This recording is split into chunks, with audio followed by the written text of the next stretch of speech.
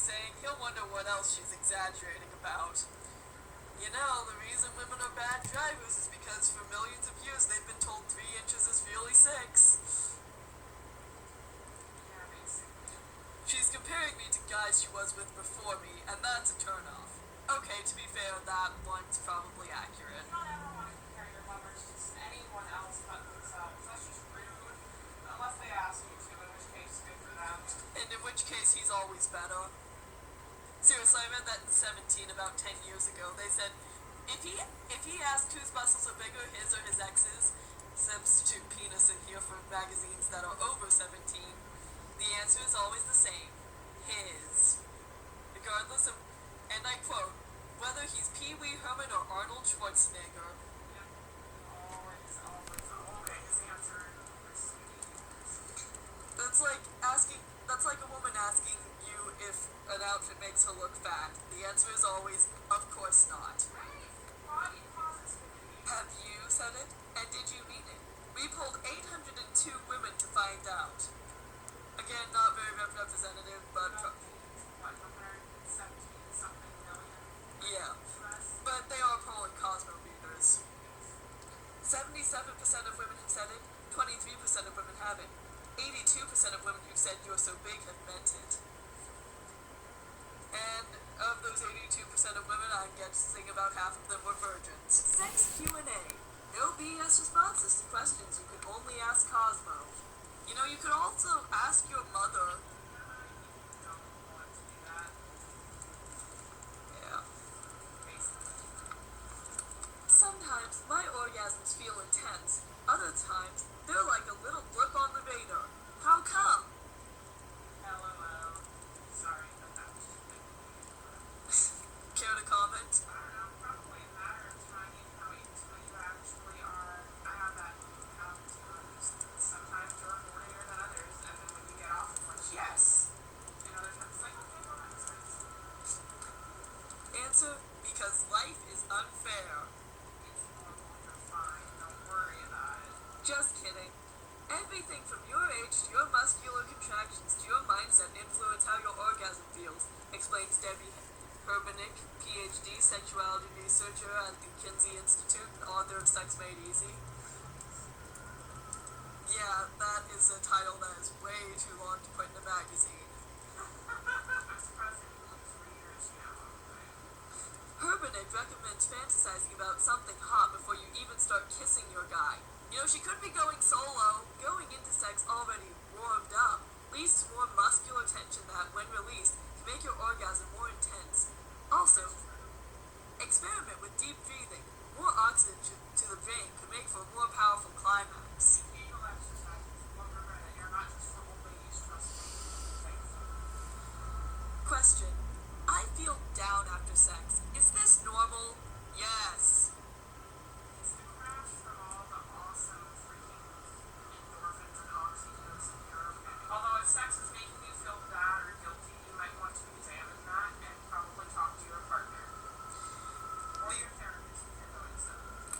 The closest thing I got to a sexual experience that did not end in sex had me crying at the end for no reason. Okay. That can happen. Yeah, I mean, it's just a huge release of emotion. And energy, and if sex makes you cry too, that's fine. Might not be comfortable for you, but it's normal.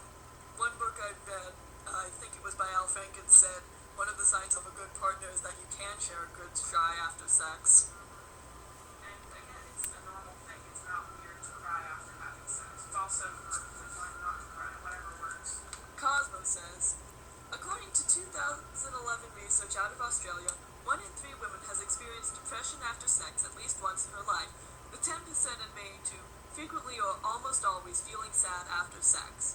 Experts are working to identify the cause, although one theory is that some women may just be biologically predisposed to post-sex blues. In the meantime, make sure you feel good about the guys you're sleeping with and try a pick-me-up following your room. Cuddle, work out, or watch some guilty pleasure TV. Honestly, it's pretty normal in my sphere of experience. Question. My boyfriend says he's too stressed during the week for sex. Isn't sex supposed to be a stress reliever?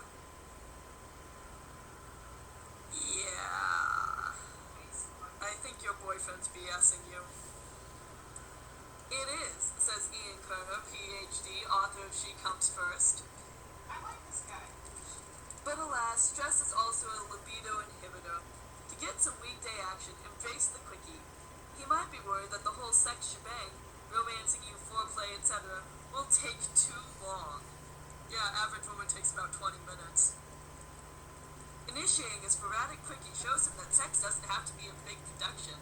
If he's still not into it, then use that time to do you. Feed hot erotica. Try a new sex toy. By the time the weekend rolls around, you'll be raring to go. Hey, nothing wrong with masturbation.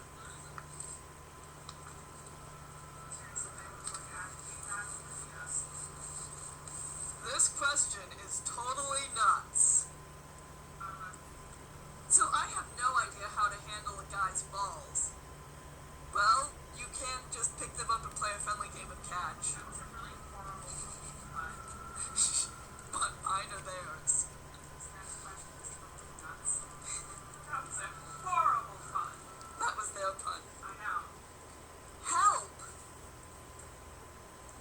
So how does one? Actually, neither one of us knows how to handle a guy's balls, Not so... great. So you guys can just take that question elsewhere.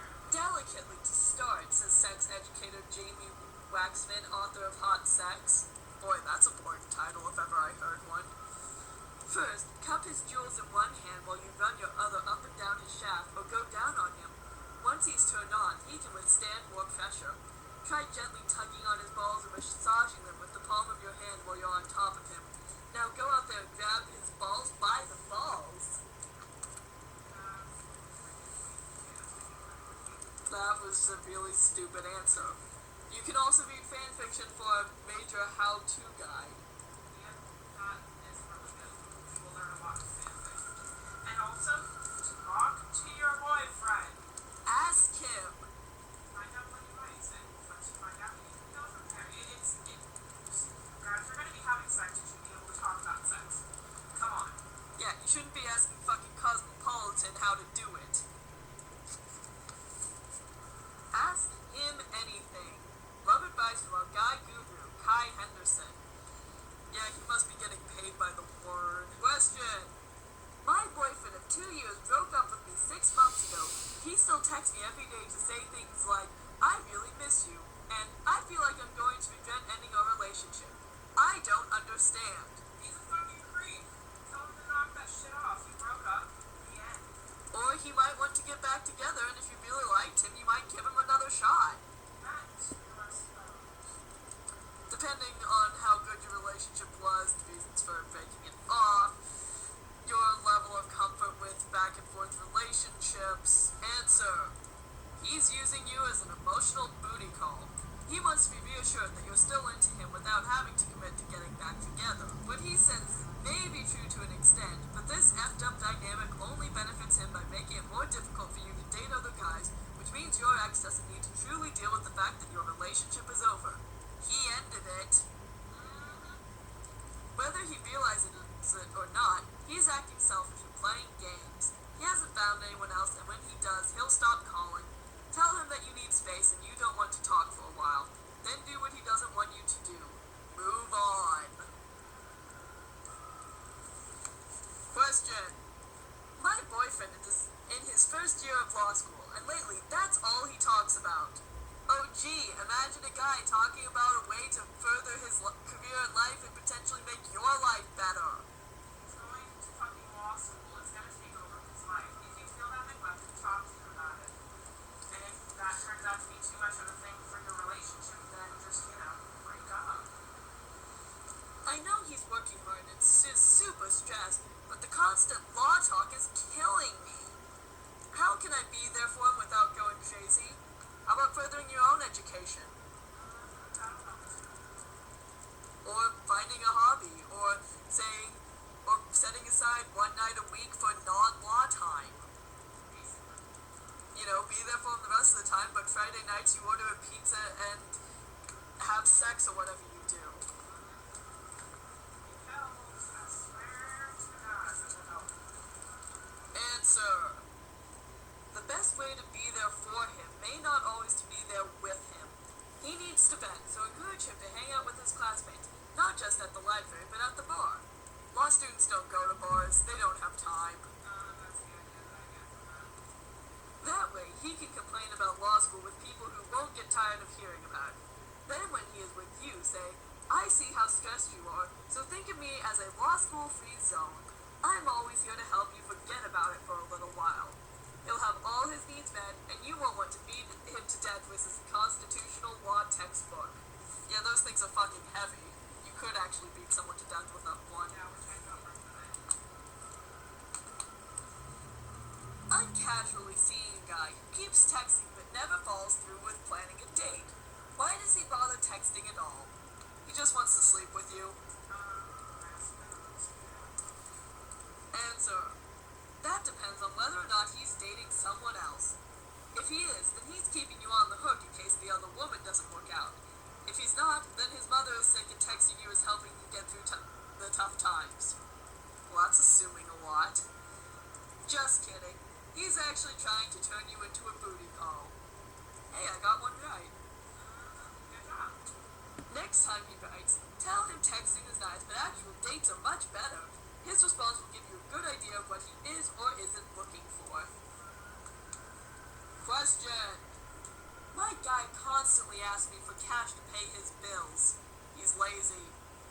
He's going through a rough time and I don't mind helping out. But how can I stop this from being a regular thing? Don't give it to him. Answer. The fact that he's asking you for financial help, a tough thing for many guys to do. No, it's not. Well, it can be depending on, the culture. And this is obviously assuming that you have the must bring home bacon kinds of thing. Is a sign that he trusts you. It can be, again, it depends on your idea of gender roles and what such. I think almost over half of my actions library right now is not over half, I guess. Unfortunately, it sounds like he's also treating you like an ATM. So you need to be frank and set boundaries. Say, I want to be there for you, but my budget won't allow me to keep doing this. Let's figure out something else. Tell him to call his mother. Probably doesn't call her for anything else anyways. Then come up with some ways to ease the pain together, like eating meals at home and finding free things to do on dates.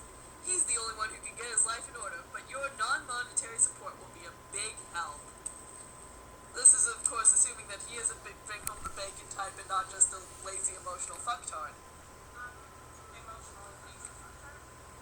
As opposed to lazy and emotional. No, when I say emotional fucktard, I mean fucking with your emotions. Oh, okay, emotionally manipulative fucker. Yeah, it's a term used in Bridget Jones's Diary. Really? Yeah. Nice. Question. He likes it when I'm in control in bed, but sometimes I just want to relax and enjoy too. How do I hint at that? Say, you want to be on top tonight? That's a pretty big clue that you want him to be on top tonight. Answer. He likes it when you're in control, right? Well, take control by telling him what to do. The positions you want to try, the techniques you want him to use, the fuzzy handcuffs you want him to put on you. In other words, doming from the bottom. However, if this is just a matter of his wanting you on top so he can lie there like an aroused slug, you'll need to approach things differently. Like an aroused slug? Yeah. So that really just got said. Yes. For the record, the people I talk to refer to it as cold fish syndrome. Dead tuna. Yeah, basically. If you think that's the case, tell him that you're getting bored with doing the same thing all the time, and if he wants to keep getting some, two of you are going to have to get more creative. Yeah, I say they should pull out the smocks and do some finger painting. Question. People keep telling me that I'm intimidating to guys. What does that mean? You're intelligent. And you come across as someone who cannot easily be bent over a table and study. You're a strong, independent woman and you should embrace it. That too. I'm extremely ambitious at work. Could that be a problem? Only to guys who need to compensate. Answer. It means that your friends don't know how to tell you what the real issue is. Maybe you constantly talk about your job when you go out with guys. In that case, you're boring. Oh look, in that case, they're not intimidated, they're bored. Maybe you should hook up with the guy who always talks about law school. You get along together. I shouldn't. Can we just like look them up? Maybe if I had names for them. Or maybe you don't make time in your life for relationships because of your job. As long as you're happy, there's nothing wrong with that. If she was happy, she wouldn't be writing to Cosmo about it. If you want to know more, ask your friends to explain what's so intimidating about you. And if a guy really is put off by the fact that you're ambitious at work, don't waste your time on him. He's insecure. Thank you, Captain Obvious. Question. I am a huge fan of making out, but my guy barely initiates it. It makes me feel unwanted. Is that silly? Yeah, some guys just don't know when you're in the mood, so you have to tell them. Answer. Nope, not silly at all. His failure to kiss you may be a result of an issue in your relationship. He may feel less close to you as a result. If you guys are having a problem, address it. Kissing may very well follow. If everything else seems fine, just tell him why there needs to be more making out. When you kiss me, it lets me know you care about me, and it turns me on. I think he knows that. At best, he'll get the message right away. At worst, he'll start a conversation about why he's not kissing you more. Baby, it's your breath. You eat garlic every fucking day. Garlic's fucking delicious. I know, but it makes your breath stink.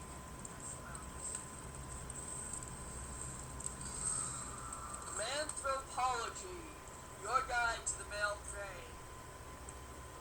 I didn't know you needed a detailed flowchart to know what a man's thinking. Well, what does it tell us? That's a fucking new mysteries of the male brain. 3 reasons why guys pull away. Oh, He's that's not into you. He's just not that into you. Say you're dating a guy and it's going great. Then as soon as things seem like they could get serious and you realize that you want them to, he starts to responding to your text a little more slowly. Could just be busy. It's known as the slow fade, but it doesn't necessarily mean your relationship is done so. So, is that even a real fucking word? No, it's not. Here's why guys pull away when things start heating up, and what to do if yours does. You know, the word dunzo makes me realize what Cosmopolitan is. It's that old person trying to be cool and talk hip with the kids, and it's painfully embarrassing for everyone involved. Reason 1. He's just not ready for commitment. When a man is ready to be a boyfriend, he probably has the big 3 locked down. He's financially stable, he's over his player years, and he has friends in serious relationships. Or, you know, he could just be a good guy. If he's missing one of those elements, he's likely not ready for commitment yet. And there's not much you can do to convince him otherwise. Guys have to get there on their own. What to do? Let him go and hold out for the really ready guy who will be better for you in the long run anyway. Bummer, but it's true. So don't date commitment, folks. Reason 2. It's too much, too fast. If you two whirlwinded your relationship, he may have realized that he just doesn't know you that well and is backing away because of it. Or you've sunk in bed because you followed Cosmopolitan's advice. Guys build love through trust, and when a relationship starts quickly, it doesn't leave much time to develop that trust. Always date that boy you've known since childhood, because you trust him. What to do? Wait for him to contact you. You're not being a drama queen. You're just giving him space and time to miss you. Yet you're being a fucking drama queen. Ask him what's wrong. If he's into you, he'll hit you up, and when he does, say you are busy doing you. In the future, be sure you both spend plenty of time with your friends, not just with each other. You should do that anyways. Reason 3. The chemistry's fading.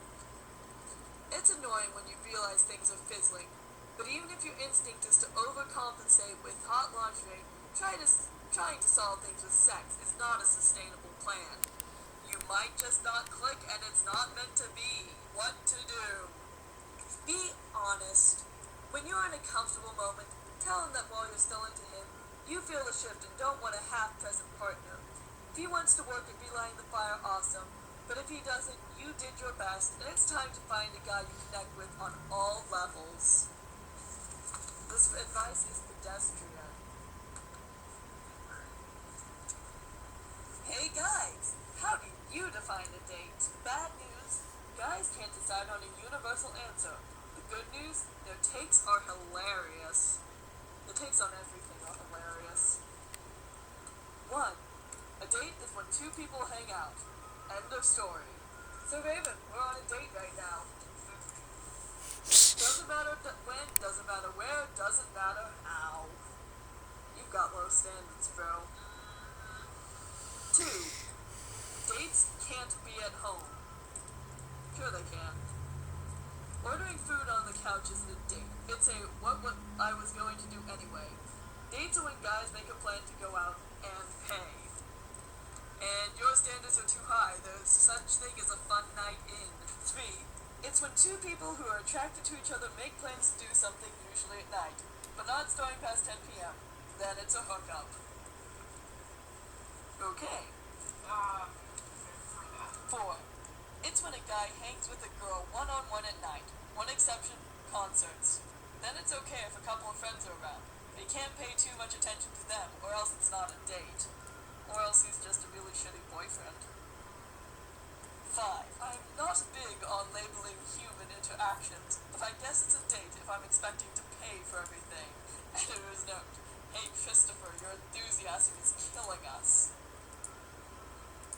I'm not big on labeling human interactions. Who the fuck talks like that? Actually, that sounds like my kind of guy. 6. If he thinks it's a date and she thinks it's a date, it's a date. If she thinks it's a date and he thinks it's just a hookup, it's still a date, but he's a dick. Amen, brother. The man-child meter. There's a man-child meter? Yes. Risking understatement, guys are taking longer to grow up these days. Where does your man stand? Let's see. Helps you finish, then falls asleep? In that order. Reaches for a condom before you have to ask. Owns a decent set of glassware and washes his sheets on the bake. Calls you on Saturday when he told you that he'll, wait for it, call you on Saturday. He's a man. Cue I am a man punch from someone. I am not a man, so, you know. Getting there. Attempts to go down on you. He's trying. Has a decent job, but spends 75% of his time there on G-Chat. No, his job's just really boring. Wears a suit sometimes, but it's kind of ill-fitting. Texts you back after you call him. He's getting there. Man-child. Still sleeps on his college futon. Gets grossed out by period sex and does the head-push BJ thing. Only eats white foods, pasta, potatoes, bread, etc. Invites you over to watch movies, then texts you to pick up a six-pack on the way. Actually, that last one, the man-child, sounds like the kind of guy I tend to date. So, Raevyn, of those descriptions, do you prefer the man or the man-child? I don't like four swords. The end. What about woman or woman-child? Woman, naturally. Never mind. I'm sorry, I'm not helpful to your cause.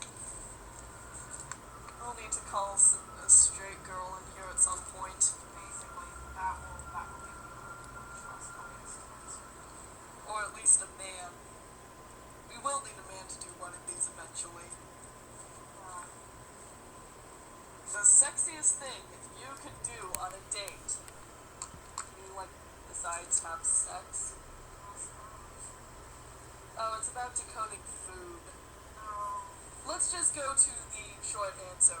Tony's sexiest foods and why they're turn-ons. Peaches. They're beautiful objects with so much flavor and juice. Damn sexy.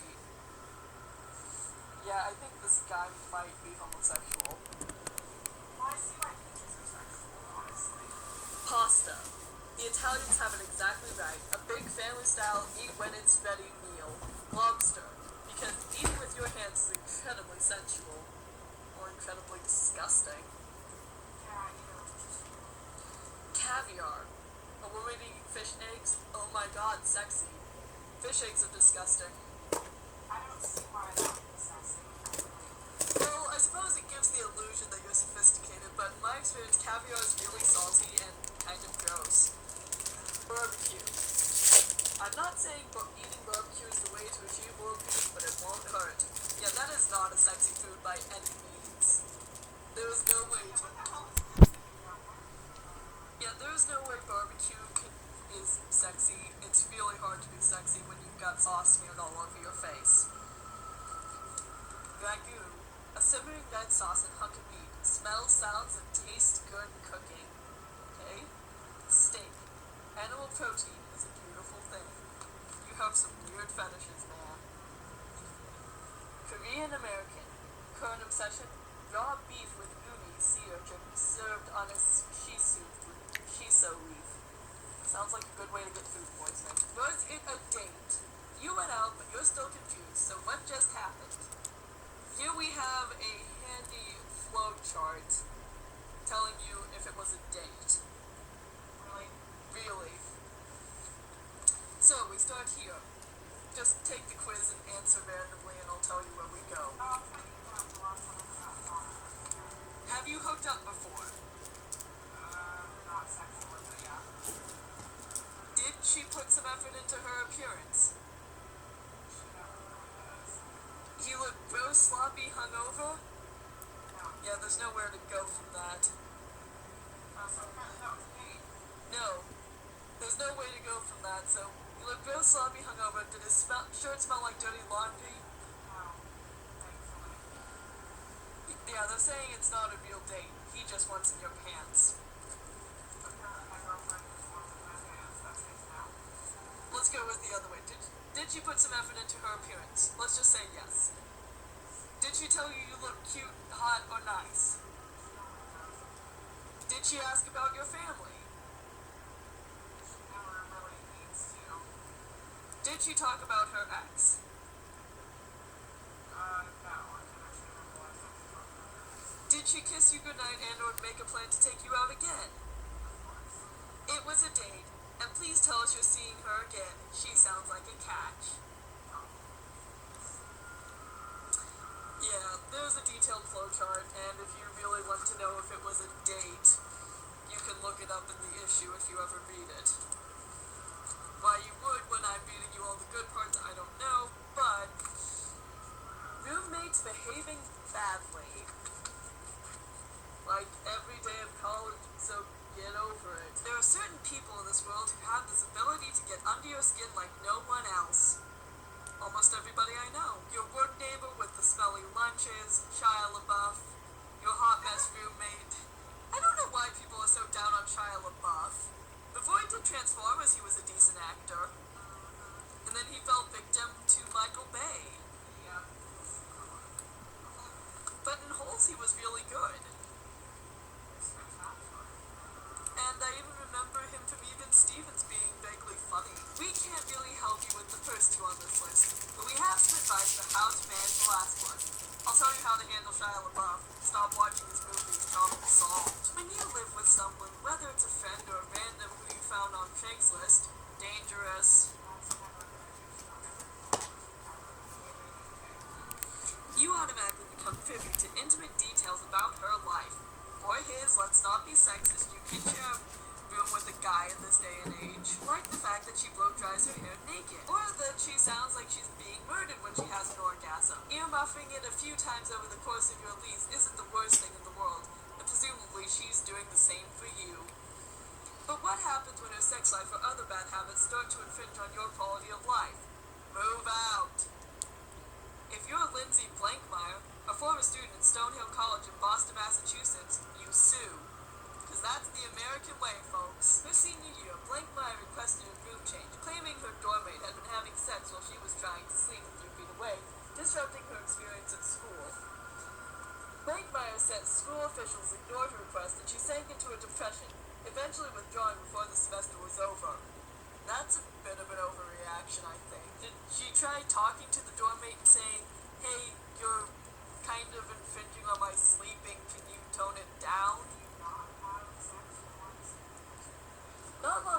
She filed a lawsuit against the school for failing to act on her behalf. She's seeking $150,000 in damages. At press time, the judge had awarded a partial victory to the school, saying there was no evidence to show the officials didn't try to help Blakemeyer find new accommodations. Yeah, I really will hate the jury that lets her win that. Well, hers is an extreme case. The situation Blakemeyer found herself in, rooming with someone who makes life practically unlivable, is probably one you can relate to. I know I'm that girl who makes life unlivable. Well, no, I'm just a very messy person, as you well know. Oh, that's an understatement. You've never lived with me. I am not a neat freak, but my roommate pushed me to my litter with her piles of dirty dishes, sway, socks strewn all over the apartment, and toenail clippings left on the coffee table. Yeah. Okay, I'm not even that bad. Says Teresa, 29. My last roommate had a serious pill and drinking problem, says Allie, 28. I would wake up to her pounding on our door for me to let her in because she left her purse at the bar yet again. Since you can't exactly go around suing people for being slobs, train wrecks, or sex fiends, don't we wish? We have some other ideas on how to deal with the roommate from hell. Move out! Find a new roommate. If it's your name on the lease, throw her out. Find a new roommate and give her notice. Pimping your style. Any conflict you have with a roommate is going to feel magnified. With anyone else who's bugging you, you can walk away and cool down, says Andrea Bonnier, PhD, author of The Friendship Fix. A roommate can get to you on a much deeper level because you don't have your personal space to escape to. Whether your issue is that she trashes your shared space or that she's bringing home random questionable hookups, it's not overreacting to say you feel violated. Communication. What a concept.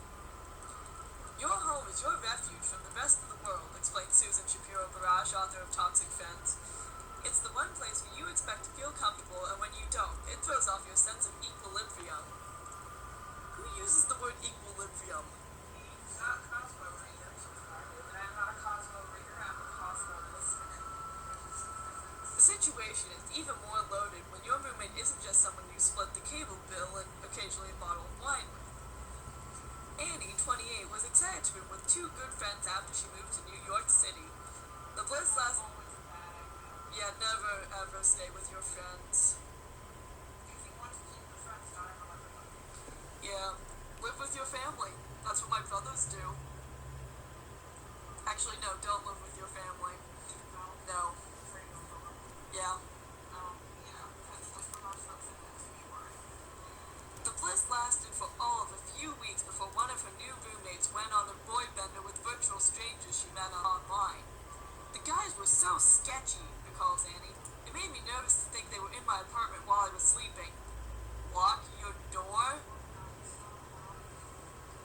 When Annie and her other roommate tried to talk to the offending roomie, she accused them of calling her a slut. Well, you're randomly hooking up with guys on the internet, so... She moved out and it essentially ended the friendship, says Annie. The outcome isn't ideal, but when the situation becomes unbearable, and especially when you start to feel unsafe, you must take action. Yep, having the talk.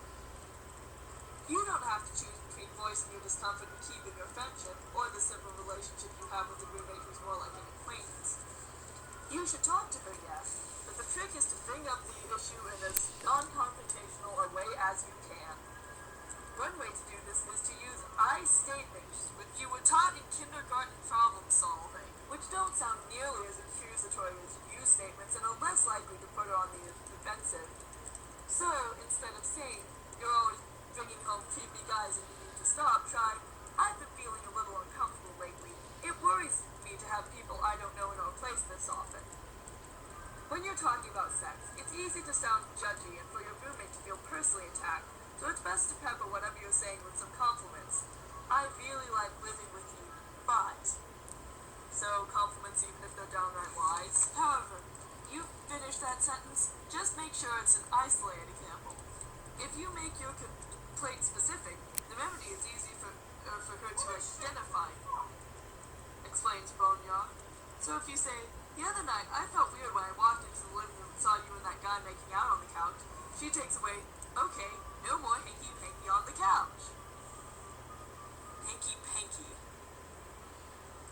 really says hanky-panky.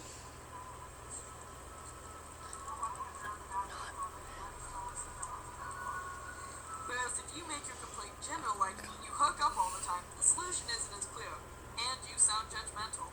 Because who's to say how much is too much? Once a week? 5 times a week?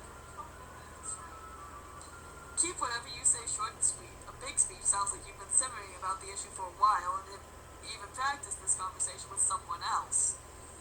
Then sit back and allow her to respond. The last part is really important. You don't want to talk after. You want this to be a mature discussion. Mature discussions. How often do those happen in real life? Changing your situation. So what if you've had the talk, you feel good about it, and nothing has changed? Your roommate's a bitch. Hopefully, the end of your lease is approaching, but if it isn't, give your roomie one last chance.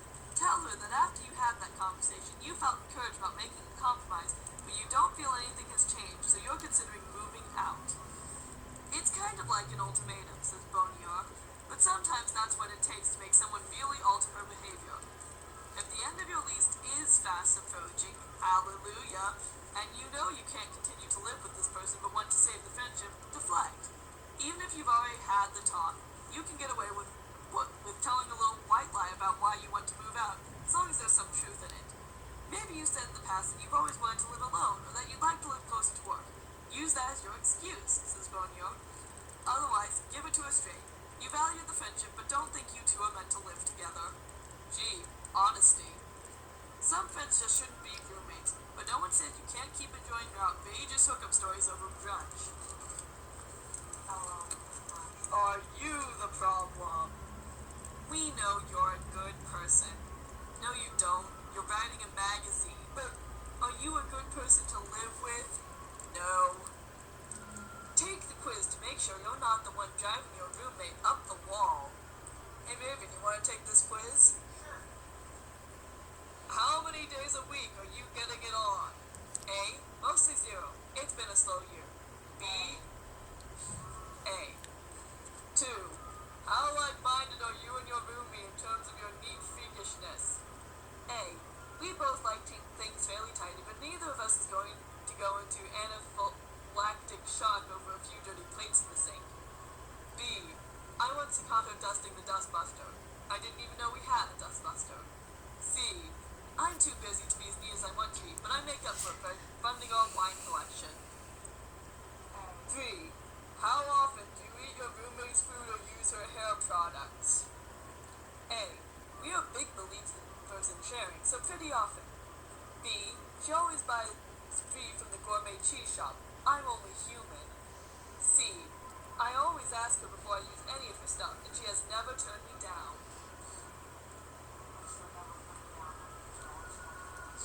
Yeah. 4. The morning after you stumbled in late and tipsy, how does your roommate act around you? Did you hear that question? No, when you stumble in tipsy, how does she react? Not relevant. I've never done that. But when I come home late, she's generally asleep, so it doesn't really matter. So, we'll just give that a 0. 5. Be honest. Would you be that shocked to hear that one of your hookups was arrested? Yeah. A. The only guy I'm bringing home is my totally responsible boyfriend, so yes, we're going to go with that one. 6. Has your roommate ever caught you in the throes of passion? No. C. 6. Well, you got 9 points. No problems here. You're most likely not grossing out your roomie with your sexy sex or messiness. Keep up the good work. And if you're ever looking for a roommate, keep us in mind. Skipping over to the Live It Up section, which is a little less insipid. Girls, get your prank on. It's time to get up to no good. Here's what to do, how to do it, and who to do it to. April Fool's Day is a great excuse for mischief making, but a practical joke done right works all day, every day. It's the legal version of robbing a bank, says Sir John Hargrave, founder of Zut.com, a web trove of gags. Sir John Hargrave. So apparently starting a comedy site is enough to get united these days. You get the same adrenaline rush without the prison time. The best part? In the end, everybody has a good laugh. The lowdown. Pranking is good for you. Punking someone in a light-hearted way. We're not advocating meanness or cruelty here. Builds camaraderie, says John Austin, author of Cubicle Warfare. It's a creative form of acceptance that can ease tension and improve productivity. Tell it to cotton girls, we're the masters of pranking. And pranking is sexy. Your man will love it. Practical jokes are part of a guy's DNA, and they'll give your relationship a jolt of humor, playfulness, and excitement. It's fun to never know when you're going to find a live donkey on your doorstep, Hargrave says. Live donkey? I love having that sense of mystery. Live donkeys? I don't know. Work it out. Pulling a prank on someone at the office can be tricky. Think about the person you're pranking, Austin says, and steer clear of things that will offend them. Get other co-workers on board, be organized, and treat it like it's a project. One that you're not getting paid for. You've been pranked. Now what? You may feel humiliated or angry, but don't let it show. Laugh outwardly and inwardly, be immediately planning your revenge, Hargrave says. When everyone's moved on, hit them with payback. Hard. A prank should never leave you feeling humiliated or angry. The victim should be as amused as the perpetrators. Remember this. ABCs of prank etiquette. That's stupid. A. Always be careful. Make sure it's safe. B. Don't be a bully. Prank friends or higher-ups who won't fire you. C. Be creative. Do something unique. D. Don't damage, deface, or destroy. Then you're in the clear. E. Excellence in pranking. Always shoot for big and memorable. F. Be funny. Leave them laughing and they'll forgive anything. Pranks to try. Invade her space. Plastering a cubicle with gift wrap is classic. Plastering it with larger-than-life close-ups of her face is disturbing. And genius. Yeah, you need real dedication to plaster someone's room with that. Get jiggly. Hello, Jello. Take your roommate's favorite sex toy, put it into a gelatin mold, and sneak it into the fridge before friends come over for dinner. That's kind of mean. Do it to the roommate you want to move out. That's another way to get rid of the difficult one. Expand her vocab. Mess with the sayings on a laptop or phone. For instance, change the language in Google. Go to settings, then under interface language, switch to Polish or Elmer Fudd. Yes, it's real. Elmer Fudd. Incidentally, another good way to get rid of a difficult roommate, send her mother a fish. No, I'm not giving you context. Alright, so there are some fun prank ideas for you to try. Here we go. The Cosmo Astrologer. What's your sign, Raven? Let's read your horoscope. Taurus. Focus on private time. Start journaling or reconnect with your favorite music.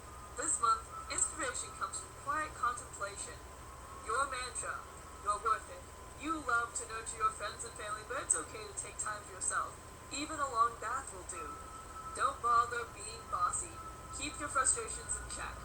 Power of attraction. You're charming. You know what's weird? I'm going to be spending the next 2 weeks basically under a vow of silence for religious reasons. Power of attraction. Your charm is undeniable on the 21st when the Sun and Mars unite in your sign. Set a playful date with your guy or girl. What's your sign? I am a Virgo. Focus on financial planning. Where do you spend? Where do you want to save? Be aware. Being aware will help you take control. Kinda funny, I'm gonna be on vacation. Your mantra. Ask the right questions. Don't be afraid to seek advice from a friend on the 15th. Don't bother being too set in your ways. Oh wait, this is April's horoscope, never mind. If your date suggests something unexpected, go with the flow. You'll like it. Power of attraction. You are all about deep passion and intensity with your partner in bed. This is the month to bring a fantasy to life. Is Fauna an Aries? Okay. She is craving some together time, so plan some nights at home. Cook her a delicious meal, then stage a seduction to show how into her you really are. that case, you can sit at home with a pizza. Basically. That's right. And finally, we have a quiz. Are you too dependent on your friends? No. 1. You're at a party where the only friend you know is heading for the bathroom. You, A, introduce yourself to someone new and strike up a conversation. B, decide you suddenly have to answer nature's call too and follow her into the ladies. C, get yourself a drink and have fun people watching as you survey the room. Raevyn, care to answer? People watching. I would definitely be watching. So would I. 2. You sent your BFF a text yesterday and she still hasn't answered, so you, A, assume she's busy, then roll with it and move on. B, text? What text? You wouldn't reach out first unless it was an emergency. C, freak out. She obviously hates your guts, and text her to ask if everything's okay with you guys. A. Definitely. 3. You're getting dressed for a first date and your friends are over. What goes down? A. You try on every option and then ask what you think after each change. B. The girls have no idea you're going on a date until you all walk out the door. C. You show off your chosen outfit and say thanks when everyone compliments your royal hotness. C. Definitely. 4. You're about to accept a great job, but your best friend thinks you should hold out for another offer. How do you respond? A. You take the job immediately. You don't need your friends to tell you what to do. B. You change your mind about taking the position. She knows you best. C. You think about her concerns but ultimately make up your own mind. C. 5. Your bestie just got a boyfriend, which means it's time to A. Crank up the Adele and wallow because your life is totally over now. We're talking about your best friend, right? Not your lesbian girlfriend. B. Hang out with your other friends and make those relationships stronger. C. Take up a new hobby. You've always wanted to learn to play guitar. B. 4 to 7 points. Secure, not stirred. You choose your moments to rely on others, and that's good, says Robert F. Bornstein, Ph.D., co-author of Healthy Dependency. On the flip side, you're there for your friends when they need you. This is the optimal kind of dependency, says Margaret Clark, Ph.D., professor of psychology at Yale University. You can rely on your friends when you need to, but you're not dependent on one another. Best of all, you feel free to have adventures outside your core group. That's what feeling secure is all about. So, that was the April issue of Cosmopolitan magazine. What do we think? Yeah. Interesting. Anything in particular about this issue over the last one? We managed to get through it a lot faster. As a Cosmopolitan issue, this one was actually really boring. Yeah, honestly, I'm kind of surprised at it. It didn't have quite as many horrible sex advice or love. It's great. So it was a lot less sexist than Cosmo tends to be, which again, ironic because it started as a feminist magazine. And we did skip the entire career section, which is the closest it gets to feminism anymore. And we also didn't look at the advertisements one by one. So I'd say this issue was more boring, but actually better than the last one. So that's it for this month, and